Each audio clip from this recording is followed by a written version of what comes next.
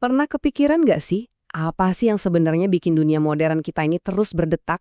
Coba deh lihat, mobil yang kita naikin, pabrik yang bikin barang-barang kita, semua itu butuh satu hal yang sama, tenaga. Nah yuk kita coba bongkar sumber kekuatan yang nggak kelihatan ini. Pertanyaannya kedengeran simpel ya, tapi jawabannya, wah, fundamental banget. Apa sih sebenarnya mesin penggerak di balik semua aktivitas dan kemajuan yang kita nikmatin setiap hari?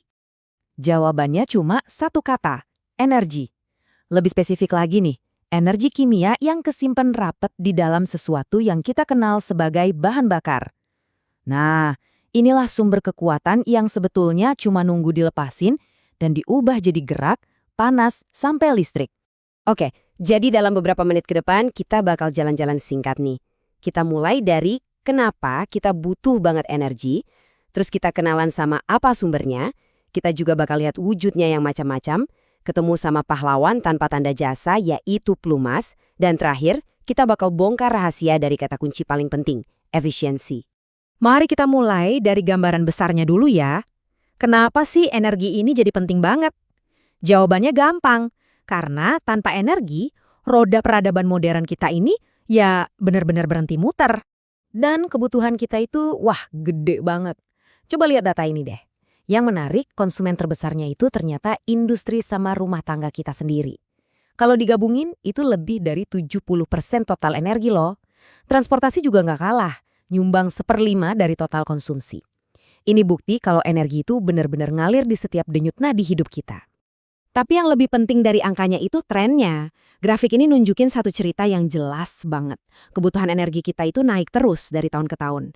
Ini bukan lagi soal pengen, tapi udah jadi kebutuhan yang terus tumbuh seiring kemajuan zaman.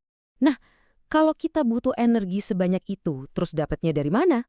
Jawabannya ya dari bahan bakar. Sekarang, gimana sih proses ajaib ini bisa terjadi? Konsep dasarnya sebetulnya simpel banget kok. Kita punya sumber energi, yaitu bahan bakar. Terus kita butuh alat buat ngubah energi itu, contohnya ya mesin mobil. Nah, mesin inilah yang kerjaannya ngubah energi kimia dari bensin jadi energi gerak, yang akhirnya bisa bawa kita kemana-mana.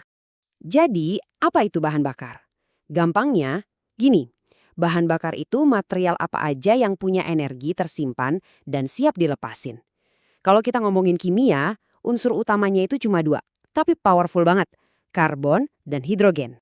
Sekarang penting banget nih buat kita ingat bahan bakar itu bukan cuma satu jenis. Mereka itu datang dalam berbagai bentuk dan ukuran, dan masing-masing punya karakter uniknya sendiri. Kita bisa bagi jadi 3 wujud utama. Pertama, yang paling klasik, yang padat kayak kayu atau batu bara.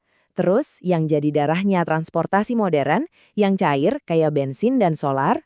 Dan terakhir, yang nggak kelihatan tapi kekuatannya nyata, yang wujudnya gas, contohnya LPG. Tapi nih ya, buat mesin-mesin canggih yang kita pakai sehari-hari, bahan bakar cair itu jadi pemain utamanya. Sifat-sifat dari cairan inilah yang nentuin seberapa efisien sebuah mesin bisa kerja. Yuk kita bedah lebih dalam. Sifat pertama yang krusial itu namanya densitas, atau gampangnya, seberapa padat isi cairan itu. Coba deh bayangin bedanya air sama sirup kental. Nah, di dalam mesin, densitas ini penting banget karena ngaruh ke seberapa banyak energi yang bisa dikemas di tiap tetes bahan bakar dan juga gimana dia bakal kebakar di mesin. Selanjutnya ada viskositas atau bahasa sehari-harinya, kekentalan. Balik lagi ke contoh air lawan madu. Bahan bakar itu nggak boleh terlalu encer, nanti bisa bocor. Tapi nggak boleh juga terlalu kental, nanti susah disemprotin ke mesin. Nah, nemuin kekentalan yang pas itu kuncinya biar mesin bisa jalan sempurna. Oke, kita udah punya bahan bakar buat bikin gerakan. Tapi pas komponen mesin mulai gerak, muncul masalah baru yang nggak bisa dihindari. Gesekan. Betul banget. Gesekan ini bisa dibilang musuh bebuyutan efisiensi. Kalau logam ketemu logam secara langsung, itu nggak cuma buang-buang energi, tapi juga bikin aus. Lama-lama bisa rusak mesinnya. Dan disinilah pahlawan kita muncul, pelumas.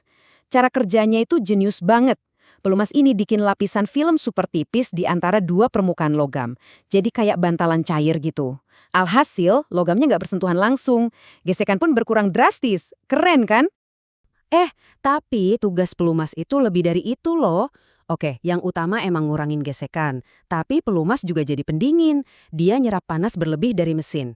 Terus, dia juga bantu menyegel ruang antara piston sama silinder.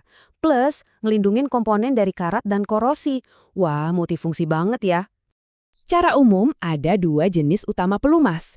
Ada pelumas mineral yang asalnya dari olahan minyak mentah. Satu lagi pelumas sintetis, yang ini diracik di lab dari bahan kimia, biar performanya lebih spesifik dan biasanya sih lebih mantap.